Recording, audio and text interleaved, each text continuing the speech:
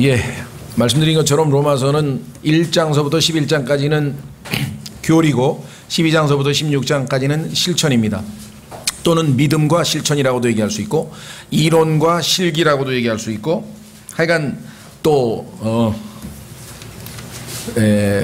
배운 것을 살아내야 된다. 그래서 배움과 생활이라고 표현할 수도 있고 하여간 우리가 지금 오늘 하려고 하는 것은 실천하지 아니하면 아무 의미가 없는 것들인데 여기서 한 가지 전제 조건은 이것을 실천할 수 있는 능력과 힘이 이미 우리는 없다는 것을 앞서 로마서 6장, 7장, 8장에서 성화의 과정을 통해서 배웠습니다.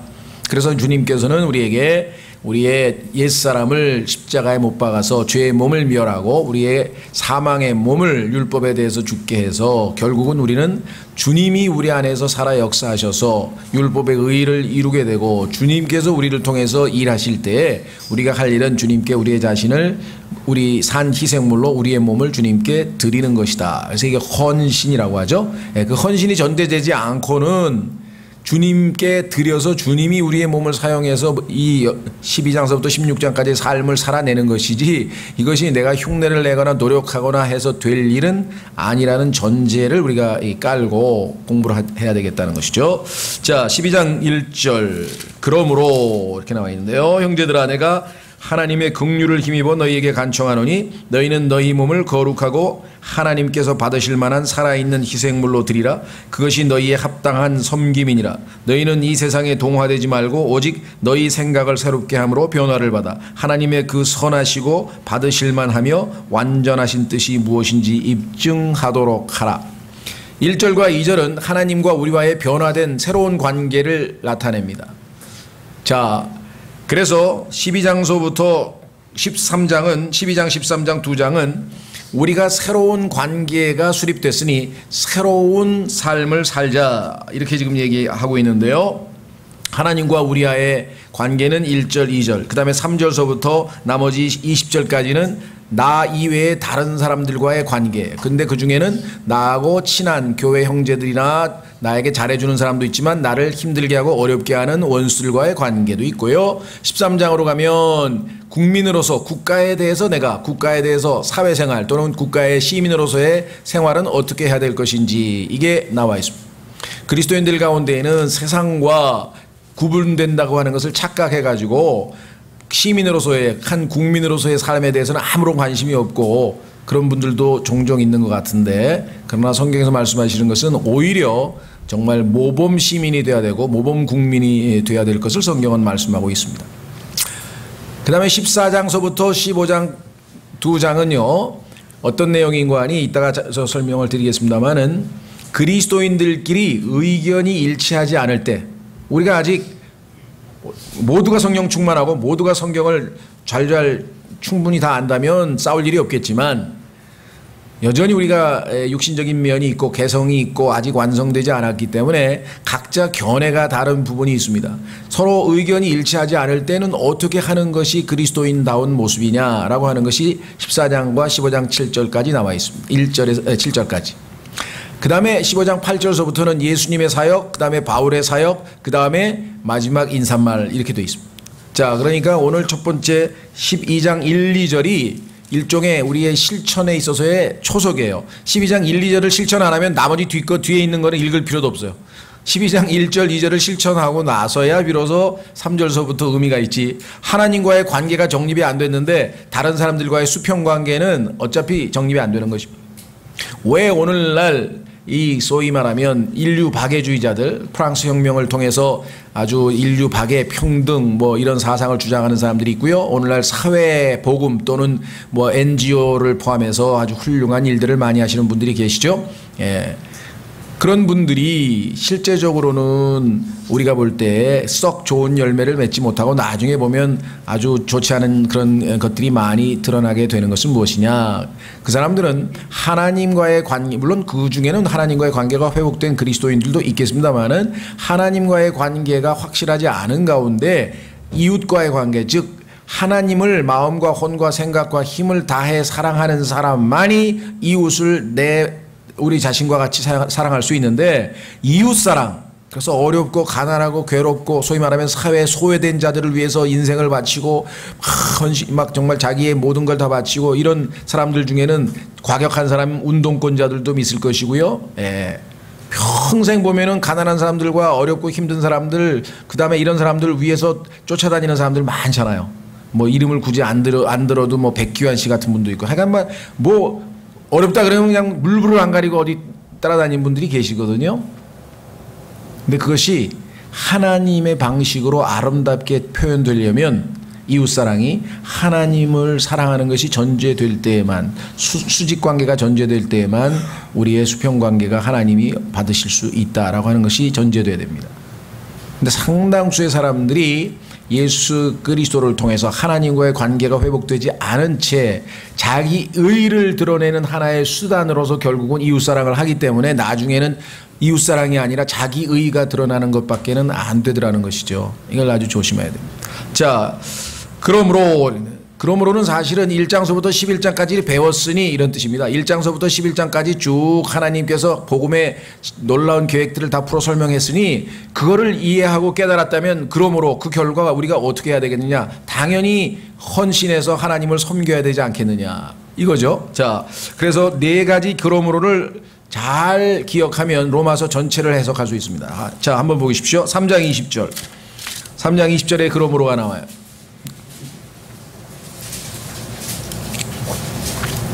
3장 20절. 이 그러므로는 네 가지를 딱 염두에 두시면 로마서 전체가 그냥 다 요약이 되는 방식으로 우리가 기억할 수 있는데요. 그러므로 율법의 행위로는 어떤 육체도 그분의 눈앞에서 의롭게 될 수 없나니 율법으로는 죄를 알게 되느니라. 자, 여기서 나와 있는 그러므로는 뭐냐면 정죄의 그러므로예요. 그러므로 우리는 하나님 앞에 정죄받아 마땅하다. 우리가 유대인도 죄인이요 이방인도 죄인이요 도덕 윤리 뭘 하더라도 인간은 하나님 앞에 의는 없나니 하나도 없다. 죄인이라고 하는 결론을 내렸죠. 따라서 이것을 정죄의 그러므로 우리는 정죄받아 마땅하다. 두 번째 그러므로는 5장 1절로 갑니다. 정죄를 받아 마땅한 자들에게 하나님께서 자신을 화해 헌물로 아들을 내주셔서 예수 그리스도의 피를 통해 우리가 하나님과 화해하는 역사가 일어났고 예수 그리스도의 십자가의 죽으심으로 말미암아 그분의 피로 우리가 의롭게 되었으니 이제 두 번째 그러므로 우리는 믿음으로 의롭게 됐다. 거저 은혜로 의롭게 됐다. 이것을 우리는 칭의의 그러므로라. 정죄에서 예수 그리스도의 개입으로 인해서 우리는 칭의, 정죄, 칭의. 이것이야말로 요즘 사람들이 많이 쓰는 인생 역전이라고 할 수 있죠. 하나님의 영원한 정죄의 대상이요 영원한 고통이 있는 곳으로 가야 될 자들이 예수 그리스도의 십자가의 보혈과 그분의 희생 덕분에 그분을 믿었다는 이유 하나로 인해서 아무것도 안 했는데 우리는 그저 그분을 받아들였다는 것, 인정했다는 것, 그것 하나로 인해서 하나님께서 우리를 의롭다, 칭의 의롭다고 선포해 버리셨다는 것이죠. 그렇죠? 네. 세 번째는 뭐냐? 8장으로 가셔서 그러므로 자, 8장 끝부분에 7장에서 바울의 아주 고뇌스러운 나는 비참한 사람이라. 아마 제가 말씀을 드렸겠습니다만 그 유명한 그 프랑스의 빅토르 유고라는 사람이 당시에 프랑스 혁명 당시에 아주 그 프랑스에서 살았던 아주 노예와 같이 비참한 삶을 살던 사람들을 보고 사실주의 소설을 아주 그 유명한 레 미제라블이라고 해서 불어로 뭐 이제 했는데 뭐 우리말로 하면 비참한 자들이란 뜻이죠. 비참한 자들. 그런데 영어로는 the miserable 그렇죠? 예. 진정으로 비참한 성경에서 비참한 자는 누구냐? 성경에 보니까 바울이 자기 보고 비참한 사람이래. 왜 비참한 사람이냐? 예수 그리스도를 믿고 하나님의 은혜로 의롭다함을 얻고 그렇죠? 이야 죄로부터 해방돼서 이제는 내가 뜨겁게 하나님을 섬기겠다 하고 열심으로 주님을 섬겼는데 알고 보니까 자기가 원하는 바 선을 행하지 아니하고 거꾸로 원치 아니하는 바 악을 행하고 있는 자신의 모습을 봤다 이거죠. 이게 어떻게 된 거냐 이게. 내가 이제는 옛날 죄인처럼 살지 아니하고 이제는 하나님을 위해서, 나를 위해서 살지 아니하고 하나님을 위해서 살기로 하고 주님을 섬겼는데 그 결과인즉 보니까 선이 아니라 악이 결과로 나왔더라는 것이죠.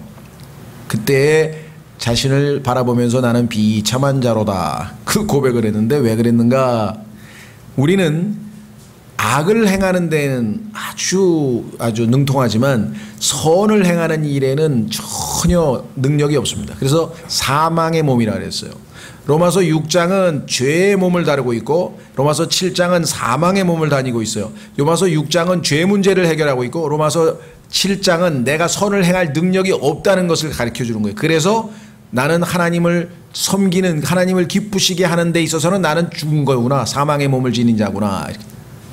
그래서 이제 생명의 성령의 법이 내 안에 들어와서 나를 통해서 주님께서 일하실 때만 하나님을 기쁘시게 할 수 있을 뿐, 그것은 믿음으로만 가능할 뿐 다른 어떤 나의 노력과 인간적인 그 방식으로는 안 된다는 것을 깨달았죠. 그래서 그 유명한 고백, 그것이 바로 로마서 7장 25절에 예수 그리스도를 우리 주를 통하여, 그 7장 24절에 오 나는 비참한 사람이로다, 오 나는 비참한 사람이로다, 이 사망의 몸에서 누가 나를 건져내랴. 자, 이 건져낸다고 하는 말은요, 구출해낸다는 뜻이죠. 네, 그런데 여기서 답은 지난번에 누가에 있다 그랬죠. 누가. 왜? 이제껏 바울은 어떻게 하면 내가 이 사망의 몸에서 벗어나서 하나님을 정말 기쁘시게 할 수 있을까 하고 주어는 여전히 나예요. 내가 how can I, 어떻게 하면 될까? 기도를 많이 하면 될까? 성경을 많이 읽으면 될까? 금식을 하면 될까? 헌신을 하면 될까? 내가 무엇을 해야 될까? 내가. 그런데 나는 무엇을 하더라도 결국은 하나님을 기쁘시게 할 수 없다는 것을 알고 누가 나를 이 사망의 몸에서 건져내겠느냐? 그것이 바로 예수 그리스도다. 25절에. 그래서 내 안에 계신 그리스도만이 유일하게 하나님을 기쁘시게 할 수 있다. 그래서 제가 하나님께서 하늘에서 음성을 들려주실 때 보라 이는 내 사랑하는 아들이요 내가 그를 매우 기뻐하노라. 결국은 이 온 우주에서 하나님을 기쁘시게 할 수 있는 능력이 있는 분은 예수님 한 분뿐인데 그 예수님이 내 안에 들어오셨기 때문에 이제 나는 이제 하나님을 기쁘시게 할 수 있는 가능성을 이제 가졌는데, 내가 이 예수님을 제껴놓고 내 힘으로 하나님을 기쁘시게 한다니까 비참한 사람이 되는 거예요. 그렇죠? 그럴수록 더 비참한 사람이 되는 거예요. 아예 세상적으로 막 엉망으로 살려고 하는 사람들은 그런 고민할 필요도 없지만 하나님을 잘 섬기려고 하는데 안 되는 경우에는 바로 여기에 문제가 있었다는 것이죠. 네. 자, 그러므로 이번에 그러므로는 뭐냐면 그러므로 정죄가 없다. 다시 말해서 구원의 확신에 대한 구원의 확신의 그러므로, 정죄의 그러므로, 그 다음에 칭의의 그러므로. 그런데 칭의를 이루었지만 의롭게 살지 못해. 그런데도 불구하고 하나님께서는 나를 정죄하지 않으셔. 그렇죠? 그러므로 그래서 그리스도 안에 있는 자에게는 정죄함이 없다. 그래서 확신의 그러므로. 자, 드디어 이제 이와 같은 정죄, 칭의, 확신을 거쳐서 우리는 이제 어떻게 되느냐? 내 몸을 그리스도께 내어드리는 헌신의 그러므로다. 헌신의 그러므로. 그래서 네 번째 우리 이제 헌신의 그러므로를 살펴봤는데요. 자, 첫째 다시 들어갑니다. 그러므로 형제들아, 얼마나 반가운 소리인지 모르겠네요. 지금은 여러분들이 많이 무감각해져 계실지 모르겠어요. 그렇죠? 그리스도인들이 형제라고 부르는 것이 이게 보통 일이 아닙니다. 예수 그리스도가 우리의 맏형이 된다고 히브리서에 되어 있거든요. 예수님도 우리의 형이 되시고 형제라고 부를 수 있는 것은 이게 보통 일이 아니에요. 그래서 어떤 분들은 여기에 굉장히 예민하신 분들이 있어요. 그래서 구원 간증 해보십시오 해가지고 자기 마음에 안 들으면 난 형제로 인정 못합니다.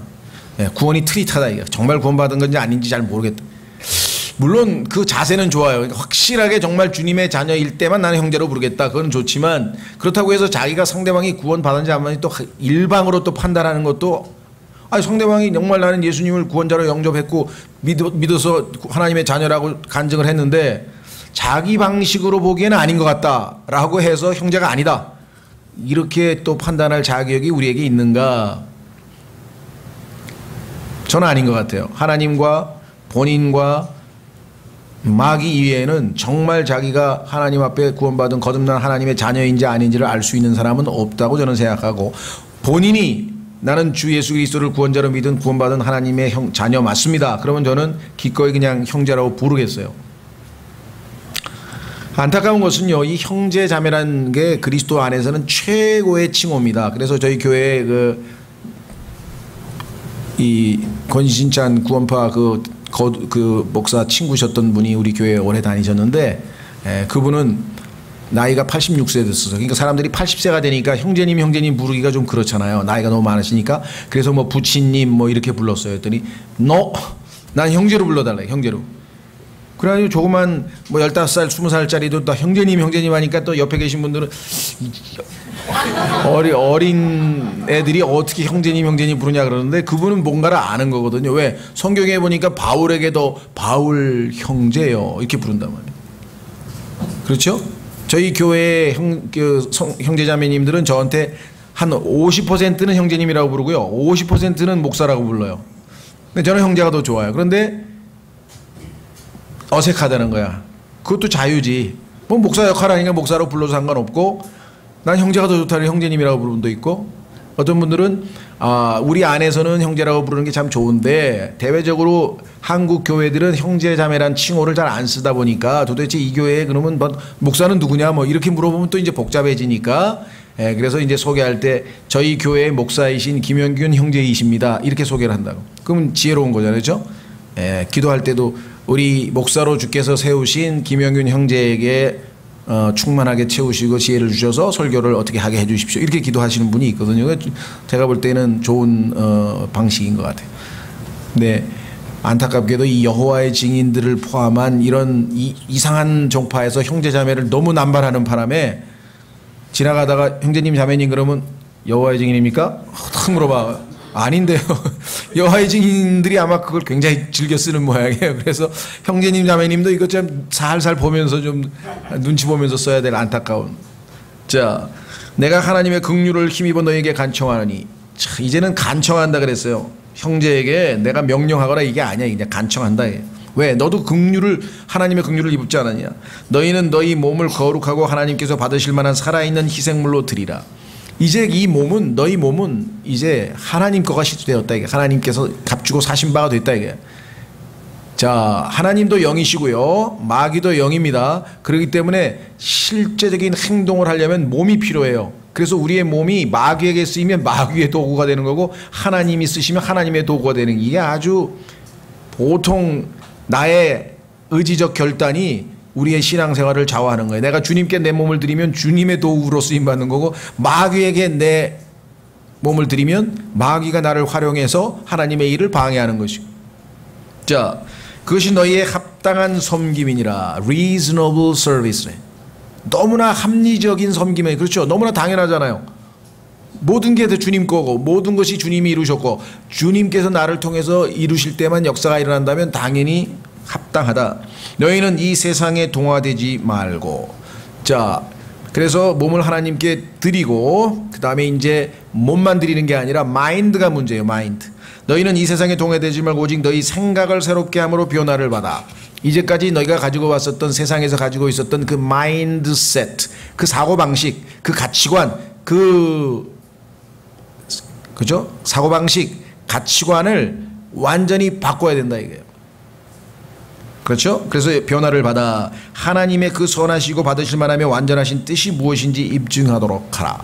자, 이제는 하나님의 뜻대로 살아야 되는데, 과거 예수 그리스도를 믿기 전에 가지고 있던 사고방식과 가치관을 가지고 어떻게 하나님의 뜻을 구하며, 하나님의 뜻이라고 하는 책자가 저희 뒤에 저희 교회에서 소책자 형태로 나와 있습니다. 그래서 한 10여 가지, 이것이 하나님의 뜻이다 이런 구절들만 모아서 설교해 놓은 책이 있으니까 참조를 하시면, 딴 데 가서 하나님의 뜻 찾지 마시고, 대부분 하나님의 뜻을 모르겠어요. 성경에 다 써있는데 왜 몰라요? 읽으면 되지. 둘째, 그분들이 말씀하시는 하나님의 뜻은 뭐냐면 제가 결혼하는 게 하나님 뜻일까요? 아닐까요? 뭐 이런 거. 이사를 가는 게 하나님 뜻인가요? 아닌가요? 뭐 이런 거 있잖아요. 그건 하나님이 우리에게 주신 자유예요. 마음대로 하세요.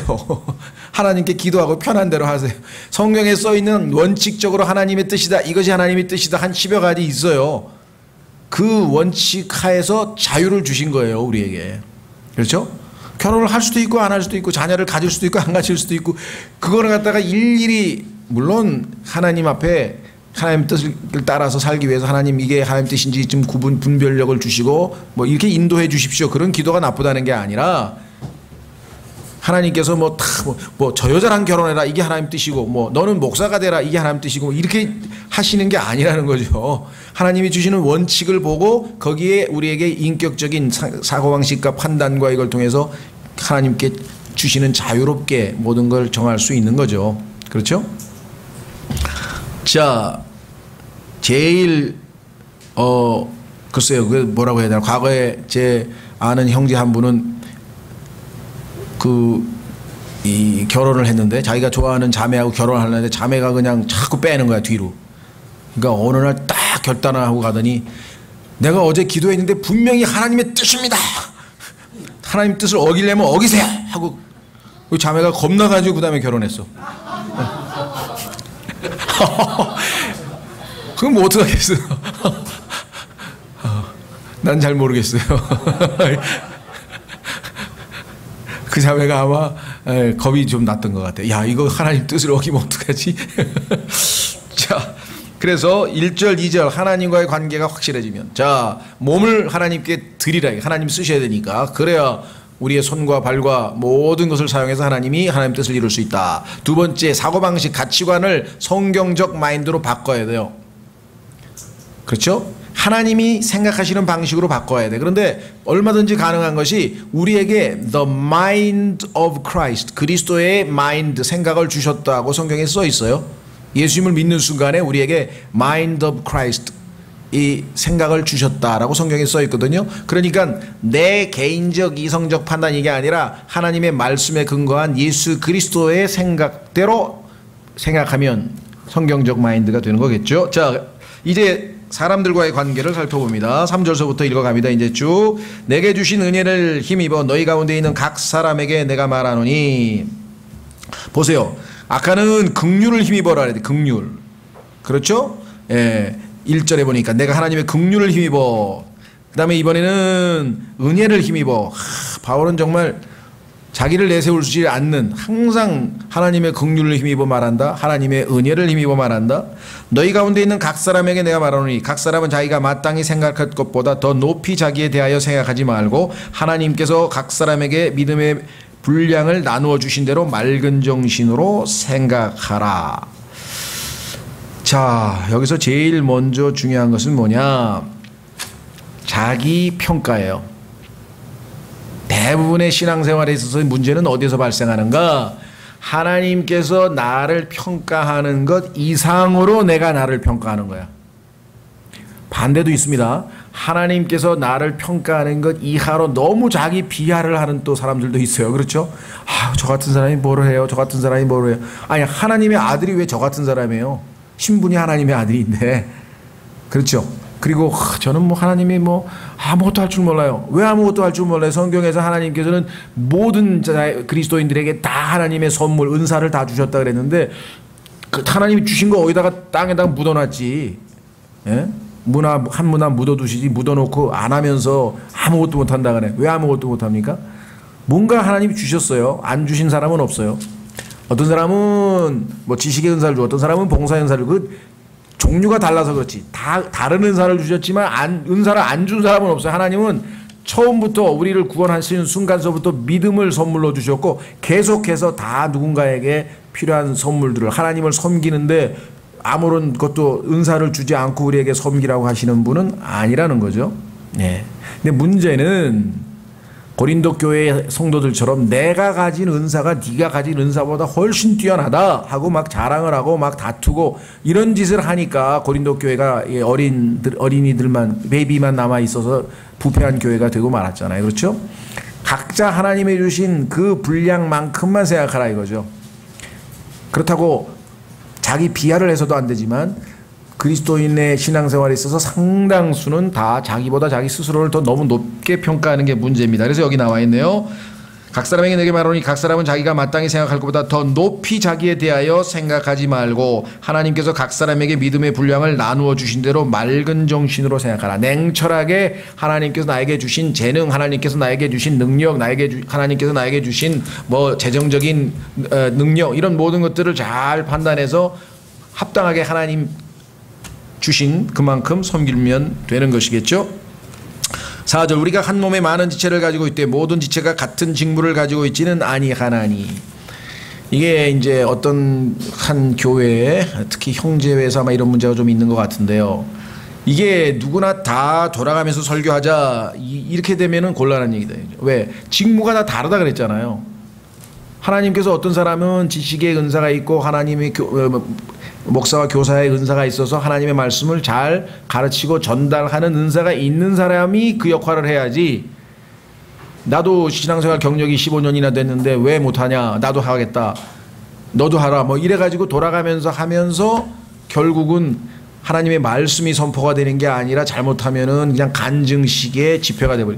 그 집회는 좋은 겁니다. 간증도 하고 교제도 하고 다 좋은데 하나님께서는 항상 바울이 모였을 때는 바울이라고 하는 은사가 가진 사람이 하나님의 말씀을 공식적으로 선포해서 그 말씀으로 성도들을 온전하게 세우는 일을 해야 된다고 성경에 써 있어요. 근데 그거를 빼고 집회 자체를 일종의 소위 말하면 그 교제 모임 비슷하게 하면서 너무나 좋더라 이렇게. 물론 이제 기존 교회에서 너무 한 사람이 형식적으로 그냥 하는 그것에 이제 질려서 우리 목사님 설교 그 얘기가 그 얘기고 그 얘기가 그 얘기고 벌써 보니까 뭐 다 이렇게 돼서 제대로 지난번에 어제 우리 했던 것처럼 하나님의 모든 계획, 창세기부터 계시록까지 하나님의 모든 계획을 잘 전달하고 가르치지 못하는 사람이 사역자가 돼서 그걸 하게 되면 이제 정말 뭔가 뭐 식사를 한 것 같은데 배가 안 부르다, 만족이 없다, 이렇게 되다 보니까 이제 문제가 발생을 하지만, 그렇다고 해서 그 자체를 아예 배제해서 그냥 돌아가면서 각자 깨달은 바를 나누다 보면 더 풍성해지지 않겠느냐. 저는 모여서 교제하고 성경에 대해서 느낀 점을 나누는 그런 교제를 적극 찬성하고 또 많이 할수록 좋다고 생각하는데, 그러나 그것이 공식적으로 성경에서 말씀하시는, 에베소에서 말씀하시는 목사와 교사의 은사를 주신 사람을 통해서 정확하게 성경을 가르치고 선포하는 것을 대체할 수는 없다는 거죠. 그걸 조심하셔야 되겠죠. 자, 그래서 직무를 가지고 있지는 아니하나니 이와 같이 우리도 여럿이지만 그리스도 안에서 한 몸이요 각 사람이 서로 지체이니라.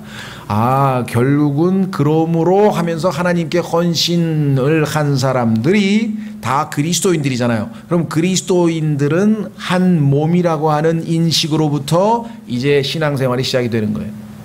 한 몸이라고 하는 지체의식을 갖지 아니하면, 자, 자기가 다니는 지역교회뿐만이 아닙니다. 성경에서 말씀하시는 한 몸이라고 하는 것은 우주적인 교회예요. 예수 그리스도를 구원자로 믿어서 하나님의 자녀가 된 사람이라면 그게 아프리카 사람이든 뭐 미국 사람이든 중남미 사람이든 상관없고, 남자든 여자든 상관없고, 학력 상관없고, 심지어는 가톨릭 안에도 구원받은 사람이 있습니다.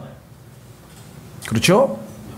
누가 됐든 예수 그리스도를 구원자로 믿은 사람과는 우리가 한 몸이라고 하는 인식을 우리가 분명히 가져야 되고요. 다만 우리가 교제를 할 때에는 자기가 소속되어 있는 지역교회를 중심으로 주로 교제를 하죠. 주로. 물론 다른 지체들과도 얼마든지 할 수 있지만, 그러다 보니까 지역교회에 대한 하나님께서 특별한 또 책무와 또 의미를 부여하고 있습니다. 그게 로마서 이제 16장에 보면 쭉 얘기가 나오는데요. 자, 우선 몸이라고 하는 사실 잊지 마시고요. 6절 그런즉 우리에게 주신 은혜에 따라 우리가 다른 선물들을 가지고 있으니 대언이면 우리가 믿음의 분량대로 대언하고, 어떤 사람은 대언하는 일을 시켰습니다. 이 대언이라고 하는 말은 하나님의 말씀을 가르치고 선포하는 것이에요. 예를 들면은 이와 같은 하나님께서 이와 같은 계획을 가지고 계시고 이와 같은 계획이 이렇게 실천이 되고 그래서 쭉 말씀을 나누는 것, 혹은 사역이면 우리가 사역하는 일로. 자, 사역이라고 하는 것은 섬긴다는 얘기입니다. 이 미니스터라고 하는 단어는요, 오늘날 보면은 주로 미국에서는 두 가지로 쓰여요. 미스터 미니스터 하면은 장관이라는 뜻이 되고, 그 다음에 목사라고 하는 말로 주로 쓰이는데, 왜냐? 섬기는 자라는 뜻이죠. 국가와 국민을 섬기는 자는 장관이고 하나님과 성도를 섬기는 자는 목사고, 그래서 이 미니스터란 말은 요즘에는 두 가지로 많이 쓰이는데, 자, 그 다음에 가르치는 자는 가르치는 일로 섬기고 권면하는 자는 권면하는 일로 섬기며, 권면은 형제님 좀 더 열심히 기도하시면 어떻겠습니까? 형제님 가능하면 저 기도하러 나오시죠. 뭐 이런 식의 권면, 그렇죠? 그 형제가 더 이렇게 격려해서 열심히 신앙생활할 수 있도록 우리가 권면할 수 있잖아요. 네. 그것도 아무나 못해요. 어떤 사람은 다른 형제에게 뭐라 이러고 저러고 권면하는 게 굉장히 힘들어서 못하는 사람이 있다. 근데 어떤 형제는 은사가 있어. 그 상대방의 마음을 상하게 하지 않고도 그 형제에게 격려 이렇게, 그죠? 예. 형제님 보니까 뭐 조금 더 열심히 내실 수 있네. 예. 우리 토요일 날 시간 되시면 신학원 같이 가면 안 될까요? 뭐 이렇게 할 수도 있고, 뭐 다양하게. 자, 그 다음에 다스리는 자는 부지런함으로. 부지런하지 않고서는 우리가 다스리기 어렵죠. 예, 그래서 보면 막 역대 통치자들은 보면 아주 새벽부터 일어나서 그냥 열심히, 교회 안에서도 다스리는 것은 부지런한 방식이 전제된다. 긍휼을 베푸는 자는 즐거움을 할 것이니라. 다른 사람에게 도움을 줄 때에는 기쁨과 즐거움으로, 헌금도 즐거움으로, 하나님을 섬기는 일은 즐거운 일이죠. 자, 9절로 가서 사랑에 꾸밈이 없게 하라. 꾸밈이 없다는 얘기는 가장해서 이렇게 아주 위선적인 그런 방식으로 해서는 안 된다는 거죠. 악한 것을 몹시 싫어하고 선한 것을 굳게 붙들라. 정말 뭐 실천 덕목이죠. 형제의 사랑으로 서로 친절하게 애정을 가지고 서로 먼저 존중하며. 자, 여기에 나와 있는 형제의 사랑이라고 하는 brotherly love, 이것이 킹 제임스 성경에서 사용하고 있는 독특한 단어 charity라고 하는 단어입니다. charity. 고린도전서 13장에 보면은 사랑은 사랑장이라고 알려져 있죠. 사랑했을 때 일반적으로 다른 영어 성경에서는 이것을 그냥 love라고 했어요. love. 그런데 킹 제임스 성경에서는 charity라는 단어를 썼어요. 물론 킹 제임스 성경에서도 사랑이라는 단어를 안 쓰는 건 아닙니다. 보편적으로 사랑이라는 단어, love라는 말을 안 쓰는 건 아닌데, 좁은 의미로 형제, 그리스도인들끼리의 형제 사랑이라고 하는 좁은 의미로 쓸 때에는 charity라는 말을 쓰는 것이에요. 그래서 이 charity라고 하는 말은 정말 아주 이 그리스도인들의 형제 사랑이라는 아주 특별한 의미가 있는 표현이고요. 이 단어를 다른 영어 성경에서는 다 없애버렸습니다만은 여전히 남아 있고, 이 단어의 헬라어 카리타스라고 하는 단어에서 어원이죠. 카리타스. 그래서 이 charity란 단어가 현대 영어에서는 구제한다는 뜻으로 쓰입니다. 가난한 사람에게 우리가 물질을 제공해 주는 것, 그때 charity란 말을 써요. 의미가 있어요. 왜? charity라고 하는 이 성경에서 말하는 형제 사랑은 주지 않고는 사랑이 아니에요. 하나님께서 세상을 이처럼 사랑하사, 그 다음에 뭐라 했습니까? 독생하신 아들을 주셨으니. 사랑에는 뒤에 반드시 행동이 나타나게 되어 있는 것, 희생을 치를 수밖에 없죠. 하나님께서 자신을 희생하고 아들을 희생하고 우리에게 주셨다, 이렇게 되어 있다는 것이죠. 그래서 이 charity란 말이 오늘날 구제라고 하는 의미로 쓰이는 것은 성경적으로 근거가 있다, 이렇게 생각이 됩니다. 자, 그래서 여기 나와 있는 형제 사랑이란 표현, 서로 친절하게, 지난번에 친절이라고 하는 말이 나왔는데요. 이 친절하게 애정을 가지고 이렇게 되어 있네요. 지난번에 보니까 친절이 굉장히 수준 높은 덕목입니다. 가식적으로 친절한 게 아니라 진정으로 자기에게 별로 마음에 안 드는 사람인데도 내가 친절하게 대할 수 있다. 엄청나게 성숙된 사람이죠.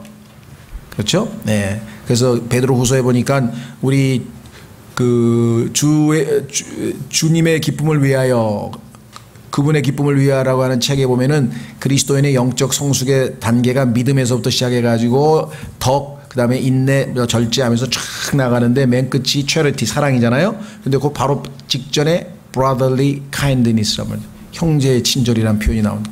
얼마만큼.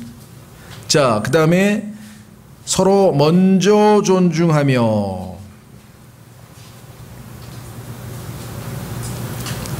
그러면 아무 문제가 없을 텐데 항상 기다리죠. 상대방이 먼저 나한테 뭘 그죠? 예. 저도 이게 어제도 나보고 우리 애들 엄마가 그러던데 당신은 왜 항상 전화를 받기만 하고 먼저 안 하냐고. 그래서 난 전화를 너무 많이 받잖아. 그거를 그 사람들에게 다 어떻게 먼저 전화를 해. 내가 웃으면서 핑계는 냈지만 뜨끔하더라고. 그러네. 항상 상대방이 먼저 전화를 하고 연락을 와야 내가 받고 답변을 하지 먼저 하는 경우는 거의 드물더라고요. 보니까 두 가지입니다. 이제 아까 얘기한 것처럼 핑계 겸 워낙 뭐 그냥 계속 받는 전화가 이제 많으니까 다 저기 하기도 이제 어려울 때가 좀 있고요. 두 번째는 제 천연적인 성격 자체가 좀 내성적인 먼저 말 걸기가 굉장히 저도 쑥스러워요. 그 잘 안 돼요, 저도. 그러나 하나님이 또 은사를 주신 분들은 그런 것 열심히 더 활용하시면 좋겠죠. 자, 일을 게을리하지 말고. 이것도 자꾸만 나와서 나를 괴롭히네. 우리 집사람이 11절 당신은 이거를 해야 돼. 우리 애들 엄마가 보면 제가 너무 게으른 것 같다 했는데 저는 맞습니다. 맞는데 이게 뭘 오해하고 있냐면 책을 읽고 설교 준비하고 그걸 다 노는 거로 생각해요. 우리 집사람은요. 육체 노동만 일하는 거로 생각해요. 그러니까 난 미치겠는 거야 내가. 그러면서 신손노름하고 앉아서 막 당연히 책 한 번 읽어봐. 그 시간이 얼마나 걸리기 힘든 거. 에너지 책 한 권 3시간 읽으면 완전히 진이 빠지는데 그렇잖아요. 그래 자기 좋아서 하는 거 아니야. 싫은 거를 해야지. 싫은 걸 애써서 노동을 해야지. 그래가지고 내가 우리 애들만 좋았어. 그럼 내가 이제 교회에서 최대한 실천한다 그래. 육체노동. 그러니까 뭐 닥치는 대로 그냥 줍고 총 쓸고 하여간 막 땀 흘려서 일을 해야 되는 게 본인의 철학인가 봐요. 이 화이트 칼라를 별로 안 좋아하는 것 같아요. 자, 일을 게을리하지 말고 영이 뜨거운 가운데 감정이 뜨거우면 실수를 합니다. 영이 뜨거워야 돼요. 요거는 이제 민수기에 보면은 strange fire라 그래서 불을 하나님께서 영이신 하나님께서 우리의 영을 뜨겁게 해서 뜨겁게 주님을 섬기는 것은 좋은데 그게 아니라 인간적인 감정이 그냥 고조돼 가지고 감정에 휩싸여 가지고 막 그러면 아주 힘들어져요. 근데 우리는 감정이 고조되면은 막 너무너무 흥분을 하고 아주 막 너무 그거를 좋아해요. 사람들마다. 그렇죠?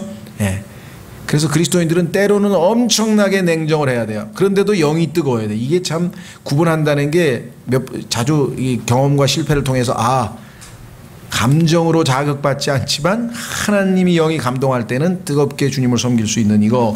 자, 그러니까 뭐 여러분이 실천하면서 배우시는 수밖에 없습니다. 왜? 실기니까. 실기는 뭐 실기니까.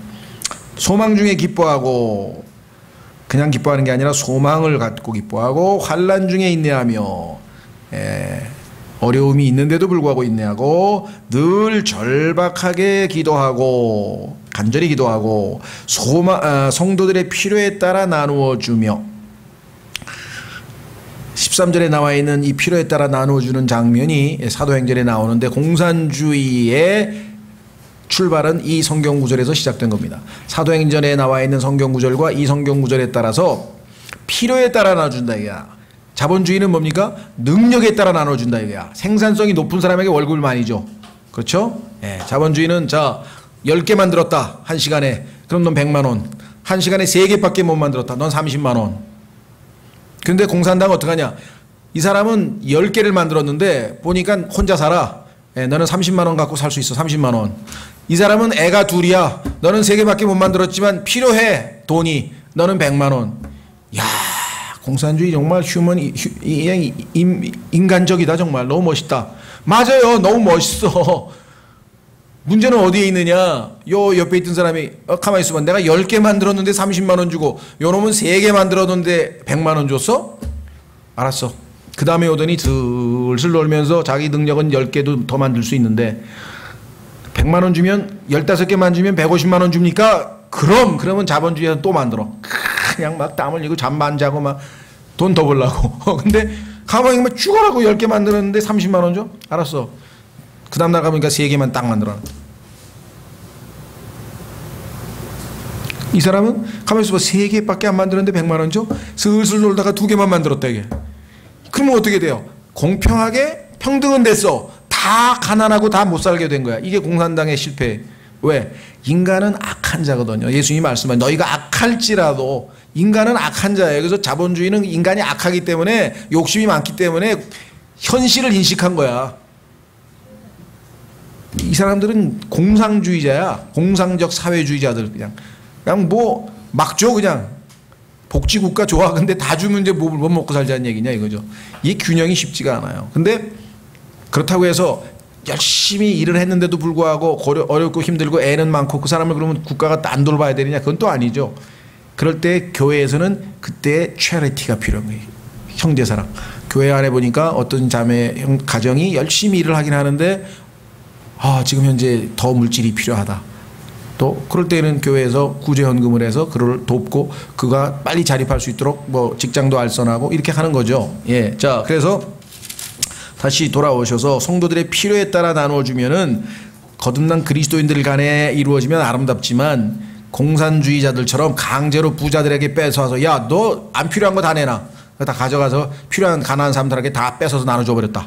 이러면 이제 문제가 생기는 거죠. 손님 대접하기를 힘쓰라. 이 손님 대접한다는 말이 hospitality인데요. hospitality. 거기에 보면 hospital이 들어가 있잖아요. 그죠?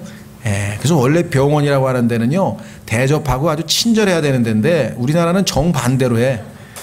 아주 병원에 가면 아주 기분도 나쁘고 뭐 의사가 이게 뭐 얼굴도 안 봐.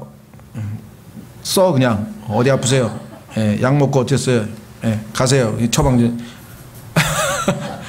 예, 정말.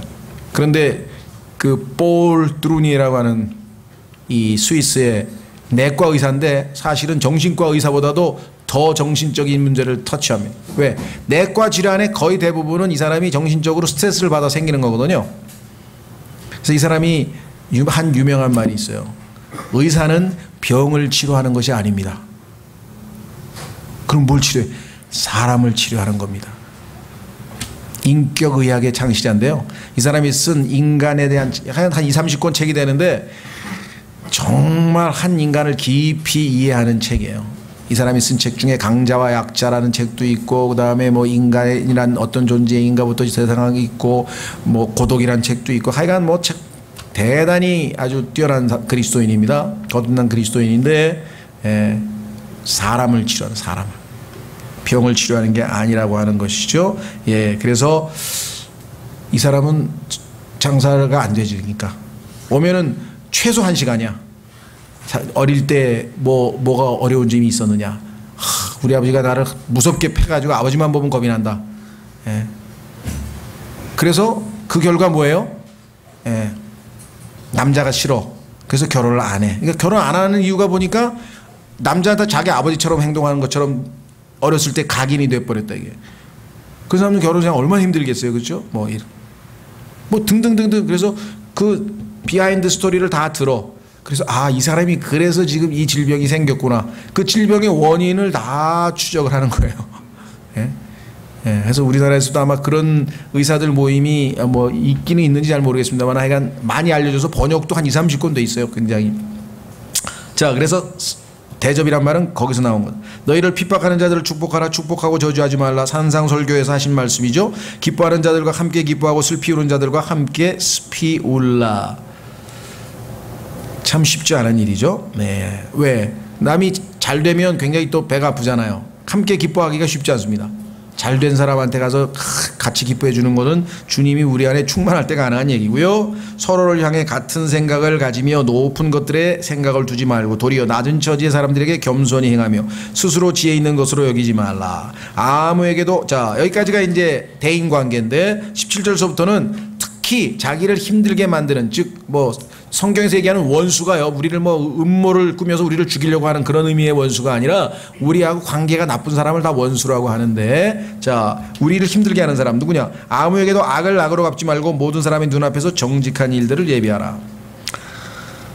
이 그리스도인들이 오늘날 저를 포함해서 이게 정직이라고 하는 것이요, 굉장히 중요한 덕목인데 이것이 그렇게 그리스도인들 사이에서는 각인이 잘 안 되는 것 같아요.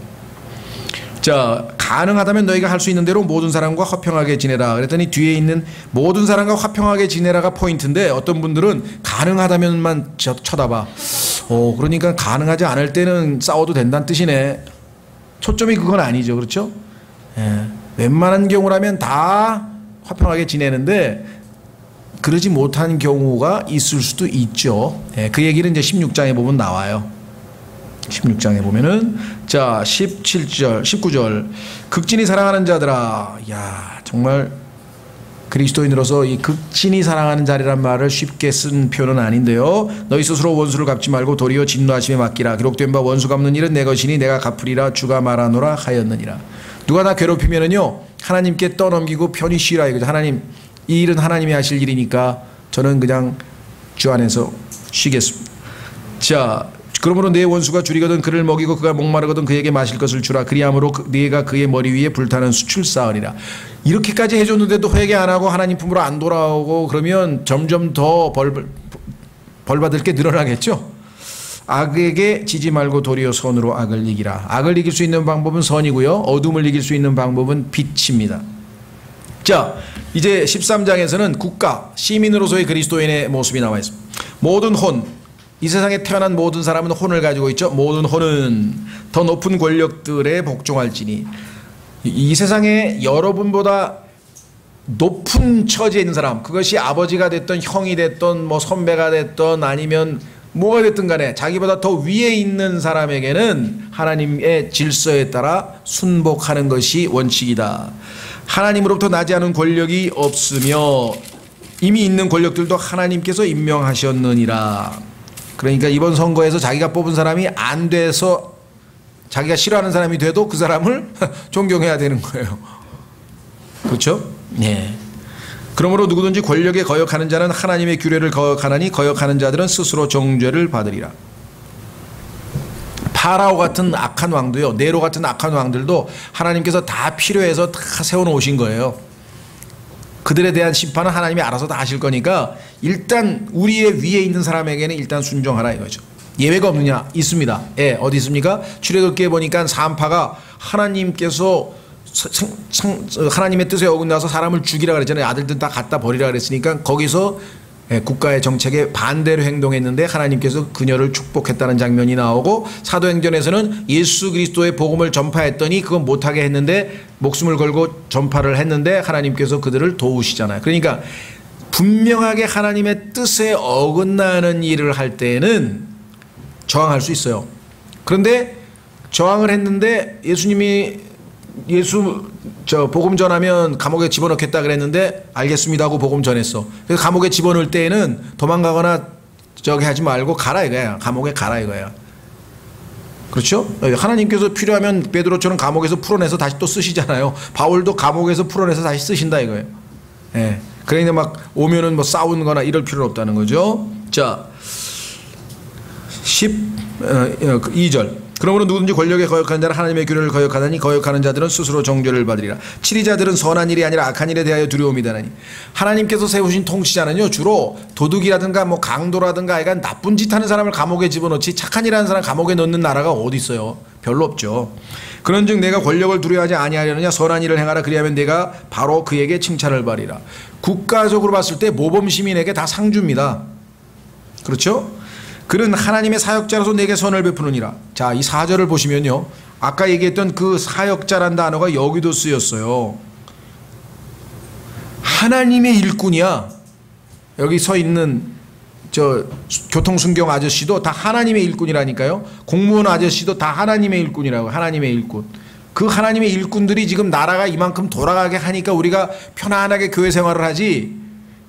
그 하나님의 일꾼들이 제대로 안 해가지고 나라가 엉망진창 돼서 태국처럼 지금 막 내란 일어나고 막 그러면 어떻게 안정되게 신앙생활 할 수 있겠어요 우리가. 그렇죠. 하나님께서 다 국가를 안정되게 만드시는 것도 하나님의 일꾼들이다. 그러나 내가 악한 것을 행하거든 두려워하라. 국가에 정한 법을 어기면 두려워해야죠. 그가 헛되이 칼을 차지 아니하나니 이는 그는 하나님의 사역자여 보복하는 자로서 악을 행하는 자에게 진노를 집행하느니라. 자, 죄를 짓고 감옥에 갈 때요, 그거 다 하나님이 그 사람들 시키는 거예요. 하나님께 지금 봉사하는 거예요. 그 사람들 써있죠. 5절. 그러므로 너희는 진노 때문만이 아니라 양심을 위해서도 반드시 복종이 아니라. 야, 내가 잡히면 감옥에 가니까 겁나서 그 진노, 두려워 그것 때문만이 아니라 하나님의 법을 어긴 양심의 근거에서라도 법을 지켜야지. 그렇죠? 예. 예를 들면 지나가는데 보니까 빨간불이다 이거야. 근데 보니까 아무도 없다 이거야. 건너갈 때 사실 아무도 안 보니까 나를 감옥에 집어넣을 사람, 무슨 잡아갈 사람 없을 거 아니야. 벌금 물릴 사람도 없고. 그러나 내가 만약에 건너가면 어떻게 돼요? 내 양심이 알잖아. It's wrong. 그거 옳지 않은 일인데, 그거 하나님이 기뻐하시는 일이 아닌데, 그러면 내 양심이 더럽혀지잖아요. 그렇죠? 그랬더니 집에 가서 자백하고 또 피로 씻으면 됩니다. 이것을 자꾸 자주 하면은 구원파처럼 되는 거예요. 죄를 짓고 용서받고, 죄를 짓고 용서받고, 이미 다 이런 식으로 행동하면은 양심이 화인 맞는 거거든요. 그러니까 우리가 나약해서 죄를 지을 수는 있지만 그걸 자백하고 용서받는 거는 항상 해야 됩니다. 그러나 그것을 정당화하기 시작하면 이건 이제 양심에 상당한 문제가 생기는데요. 그리스도인들 중에 의외로 양심 불량이 어마어마하게 많아요. 과거에 내가 동안교회를 다녔는데요. 이문동에. 거기 그 교회는 참 재밌어. 제가 하여간 그 외국어 대학에서 강사로 있을 때 거기 집 근처 교회인데 이북에서 오신 목사님이 그래도 복음도 잘 전하시고 하시더라고요. 그래서 여기 그래도 괜찮은 교회네. 그랬더니 그 동안교회라는 이름의 내력을 설명하는, 하도 교회가 싸워서 동대문에서 제일 평안한 교회가 되게 해 주십시오. 그게 동안교회야. 동대문에서 제일 평안한 교회가 되게. 예?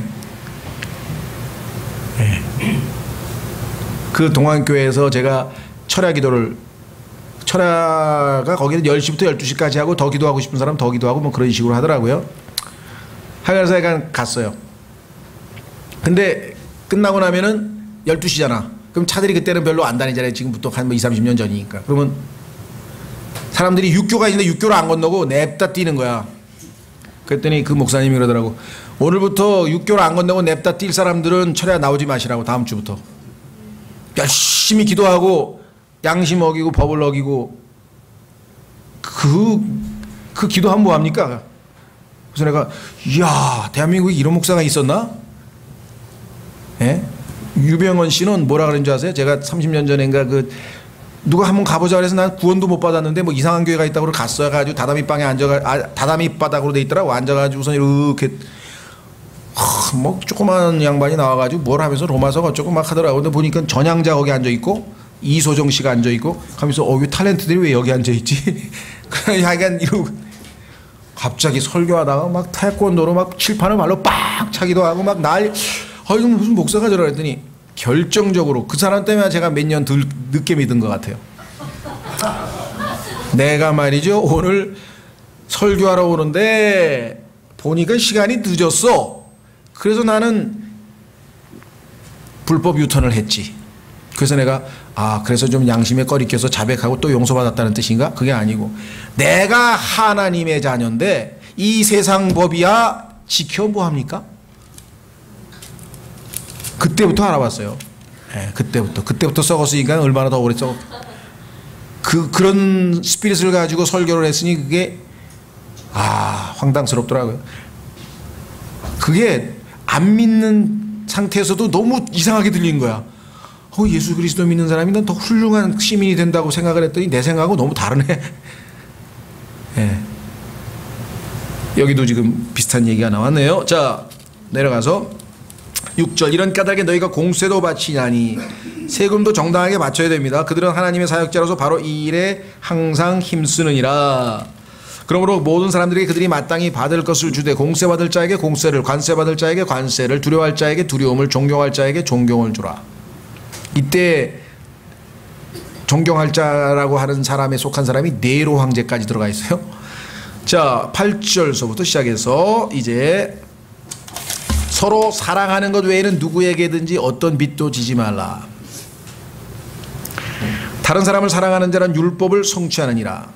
너는 간음하지 말라, 살인하지 말라, 너는 도둑질하지 말라, 너는 거짓 증언하지 말라, 너는 탐내지 말라 한 것과 다른 어떤 명령이 있을지라도 그것은 너는 내 이웃을 내 자신과 같이 사랑하라 하신 이 말씀 안에 간략하게 들어있느니라. 예수님께서 마태복음 22장에서 설명했죠. 하나님을 사랑하고 이웃을 사랑하는 것이 모든 율법과 대언서 다 합친 것이 결론이 그것이다.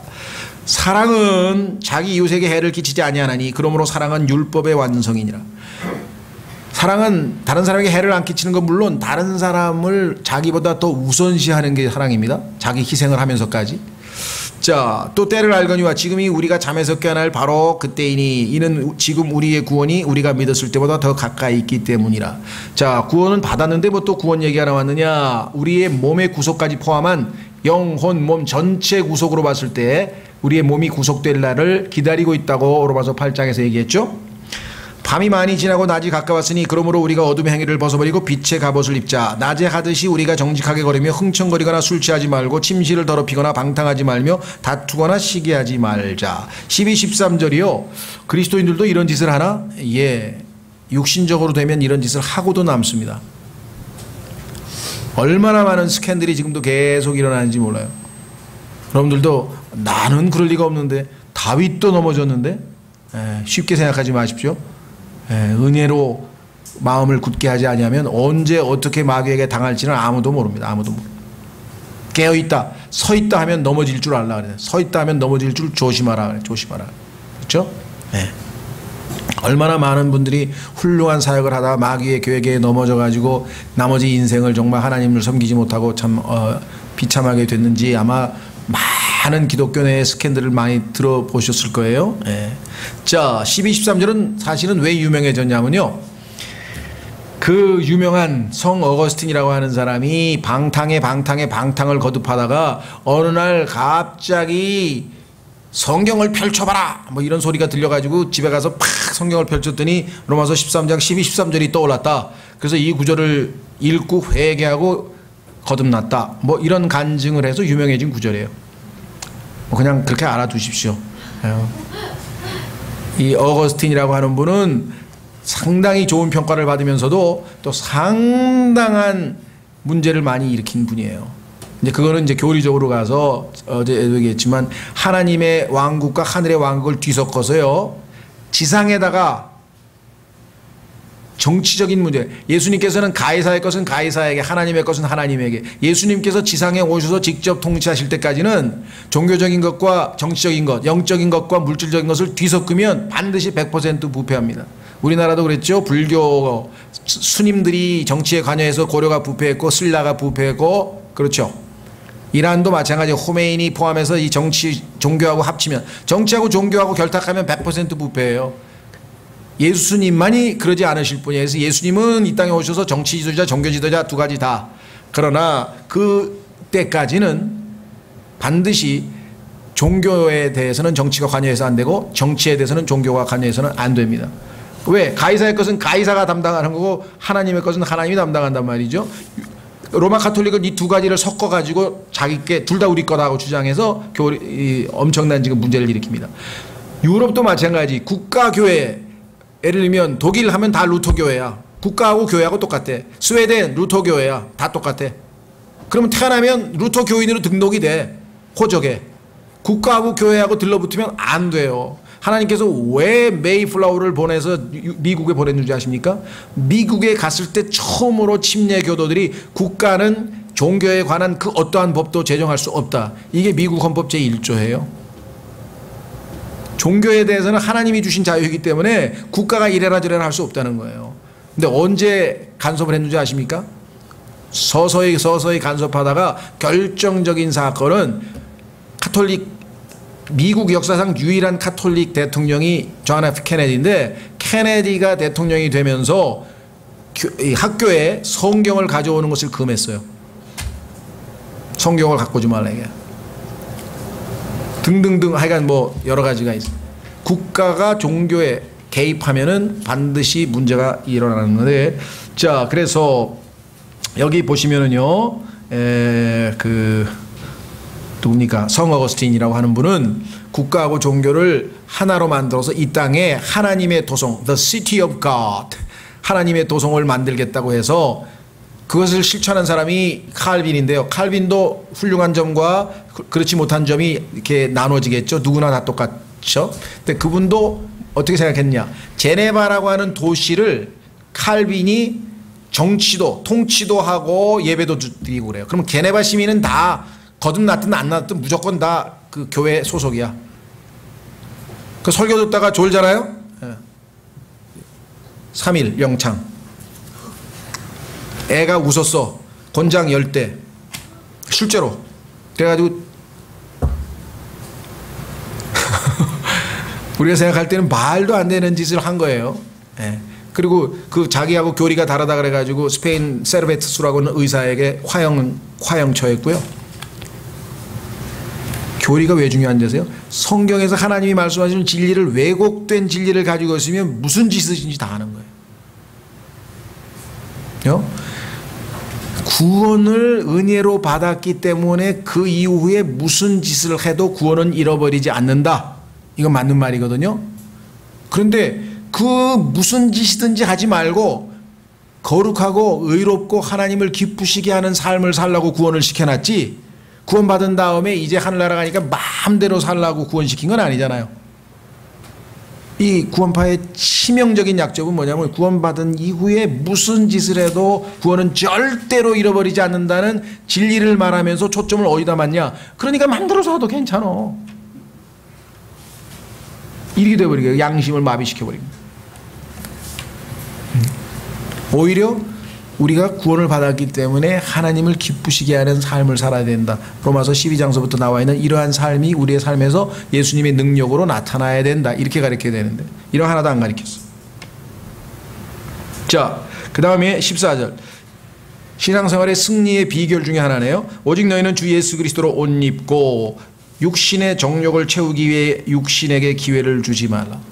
우리가 육신에게 기회를 주지만 않으면 육신은 우리를 이용하지 못합니다. 왜? 우리는 육신에게 빚진 자가 아니라고 로마서 6장에서 얘기했어요. 왜? 육신은 죽었잖아요. 그런데 좀비 같아가지고 드라큘라 같아가지고 다시 우리에게 손을 내미는 거야. 그럴 때 내가 손을 잡아주지만 않으면 절대로 육신은 나를 이용해 먹을 수가 없어. 근데 문제는요, 내가 육신이 손을 내밀 때 거기다가 손을 잡아주면 이제 문제가 생기는 것이죠. 오히려 육신이 아니라 성령에게 내 몸을 내어드려야 되는데, 자, 14장서부터 역시 쭉 읽어갑니다. 내용은 뭐냐? 믿지 않는 사람과 믿는 그리스도인들끼리 서로 의견이 일치하지 않을 때는 어떤 방식으로 해야 되느냐? 첫 번째는요, 서로 받으시면 됩니다. 서로 받아주는 겁니다. 자, 보세요. 믿음이 약한 자를 너희가 받아들이되, 여기 받아들이라 그러죠. receive라 그러죠. 그렇죠? 왜? 의심에 찬 논쟁은 하지 말라. 어떤 사람은 자기의 모든 것을 먹을 수 있다고 믿고 다른 사람은 약하여 채소를 먹느니라. 그리스도인은 이거를 먹어도 되고 안 먹어도 이런 논쟁하지 말라 이거죠. 먹는 자는 먹지 아니한 자를 업신여기지 말고. 먹는 자는요, 야, 정말 율법주의자, 넌 율법주의자냐? 왜 먹어라 멀지하라 그런 거 하고 여기 나와 있는 거 업신여겨요. 믿음이 약하다고. 반면에 먹지 아니한 자를 먹는 자를 판단하지 말라. 우상에게 바친 고기 먹었어. 그래서 또 판단하니. 먹어도 되고 안 먹어도 되고 그건 각자의 믿음에 달라 있기 때문에 중요한 게 아니라는 거죠. 왜? 하나님께서 그를 받으셨느니라. 하나님이 받으신 형제라면 너희도 다 서로 받아들이라. 이게 의견이 달라도 그걸로 인해서 갈라지거나 다투거나 막 이러지 말고 받으라. 다른 사람의 종을 판단하는 너는 누구냐? 하나님의 종을 왜 네가 판단하냐 이거죠. 그의 서거나 넘어짐이 그의 주인에게 달려있은즉 참으로 그가 세워지리니 하나님은 능히 그를 서게 하실 수 있느니라. 넘어진 형제 있으면 주님에게 넘어진 종이오니 주님이 일으켜 세워주십시오. 이렇게 기도하고 하나님께 맡겨야지. 어떤 사람은 5절 한 날을 다른 날보다 귀히 여기고 다른 사람은 모든 날을 같게 여기라니 각 사람은 자기 마음에서 완전히 확신할지니라. 우리나라의 소위 말하면 보수파 기독교 중에요, 주일날은 식당에서 밥 사 먹으면 안 된다.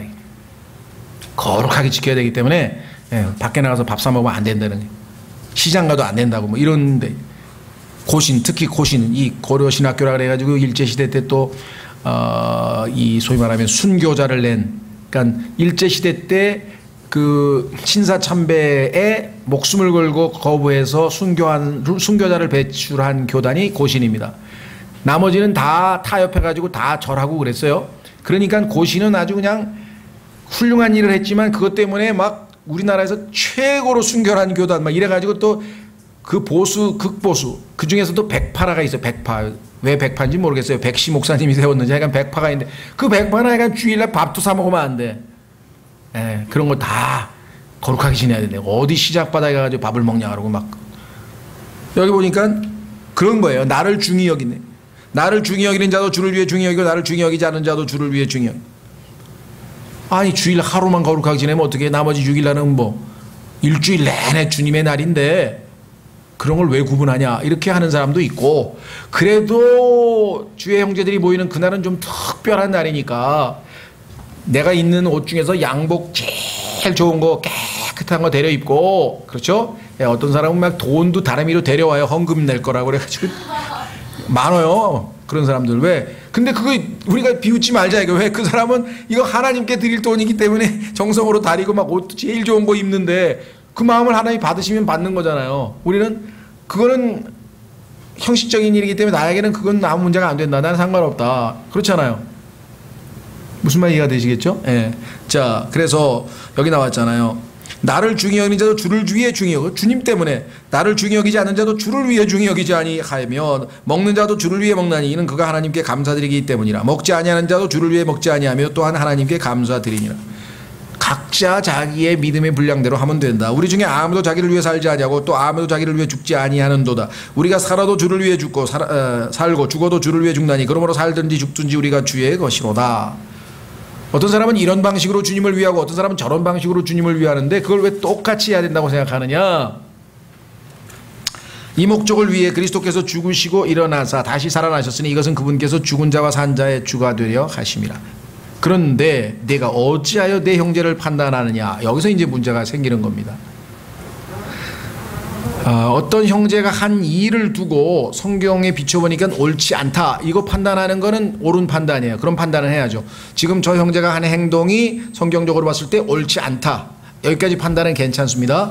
그리고 그것에 근거해서 권면할 수도 있어요. 그렇죠? 근데 그 형제가 안 받아줬다, 아니면 본인은 그렇게 아니라고 생각한다, 여기서 더 이상 논쟁을 할 필요는 없는 거예요. 본인이 할 일은 다 했죠. 성경적으로 봤을 때 이것이 옳다고 생각하고 형제가 아닌 것 같습니다 까지 얘기를 했고, 안 받아들였으면 더 이상 하나님이 반드시 심판합니다, 여기까지 나갈 수는 없다는 거죠. 우리가 여기 나와 있죠. 왜? 그 판단은 우리가 하는 게 아니니까. 어찌하여 내 형제를 판단하느냐, 어찌하여 내 형제를 무시하느냐, 우리가 다 그리스도의 심판석 앞에 서리라. 기록된 바 내가 살아있음을 두고 맹세하노니 모든 무릎이 내게 굴복하고 모든 혀가 하나님께 자백하리라 주가 말하노라 하였느니라. 그러므로 이와 같이 우리 각 사람이 자신에 관하여 하나님께 회개보고를 하리라. 남의 회개보고를 우리가 할 필요는 없다 이거죠. 각자 자기 회개보고만 하면 되지 남의 회개보고는 남에게 한다. 자, 조심하십시오. 그랬더니 알았어요, 그러면 이제 난 딴 사람 신경 안 쓰고 나 혼자 내 신앙생활만 하겠습니다. 그건 또 잘못된 거예요. 왜? 돌아보라 그랬잖아요. 권면하라 그랬잖아요. 관심을 가지라 그랬잖아요. 사랑하라 그랬잖아요. 잠언에도 보면은 사랑하는 사람의 그 친구의 말은 때로는 책망이 되더라도 상대방에게 유익을 줄 수 있는 거거든요. 그러니까 진정으로 사랑하는 사람은 싫은 소리를 들을 각오를 하고도 할 말은 하는데, 첫째 지혜롭게 해야 되고, 둘째 사랑을 가지고 얘기하면 순간적으로 부작용이 생기더라도 나중에 큰 탈은 안 나요. 그런데 정죄하는 마음으로 했다든가 깔보는 마음으로 했다든가 이거는 상처가 심해지는 거예요. 그렇죠? 예. 그래서 용기 있게 성경에 보니까 책망을 할 때는 해야 된다고 성경에 써 있습니다만은 판단으로까지 가서는 안 된다. 13절 그런즉 우리가 다시는 서로를 판단하지 말고 도리어 이것 즉 아무도 자기 형제의 길에 걸림돌이나 넘어질 기회를 두지 않을 것을 판단할지니라. 내가 또 알고 또 주 예수님을 통해 확신하거니와 그 자체로 부정한 것은 하나도 없으되 어떤 것을 부정하게 여기는 사람에게는 그것이 부정하니라.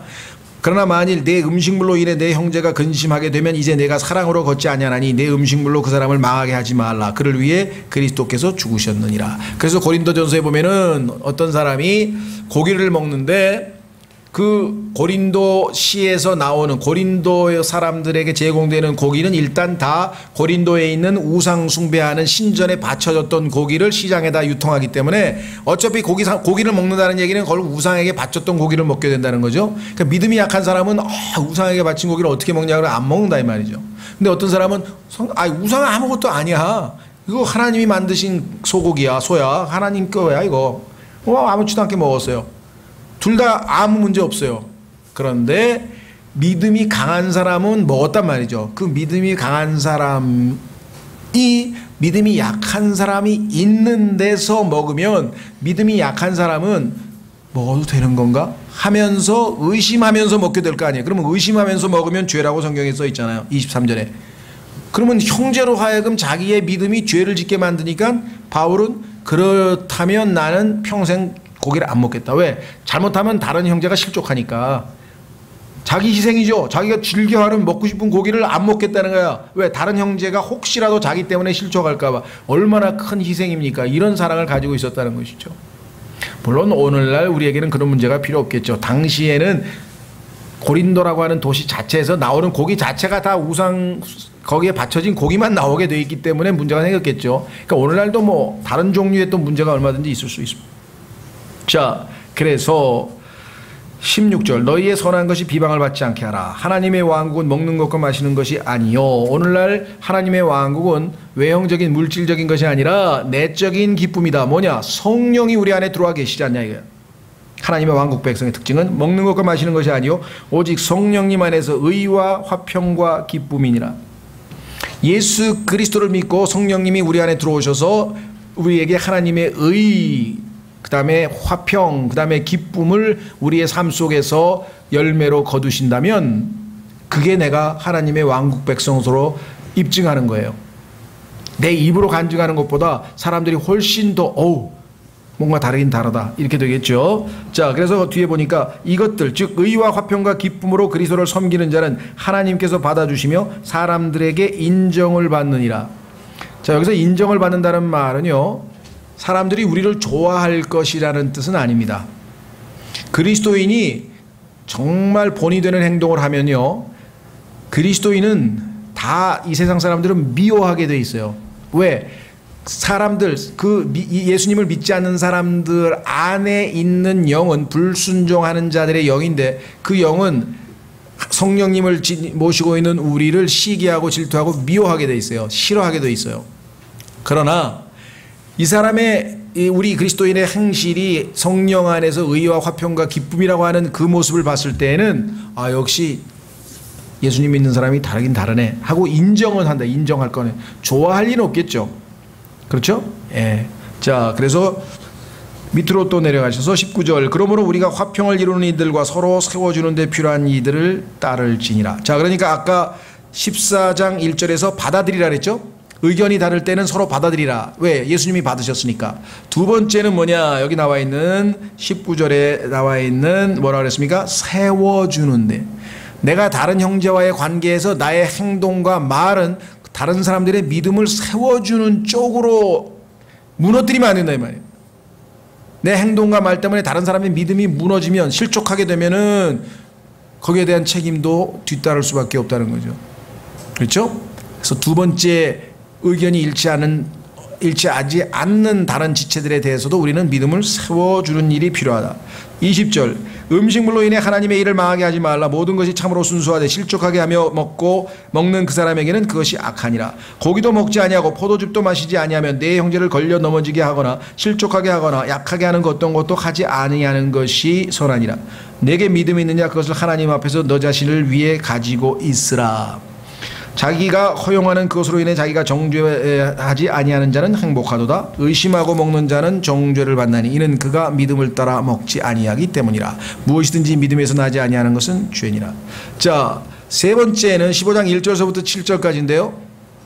의견이 일치하지 않는 상황에서 어떻게 해야 되느냐? 놀랍게도 상대방을 기쁘게 하는 일을 하라는 것이에요.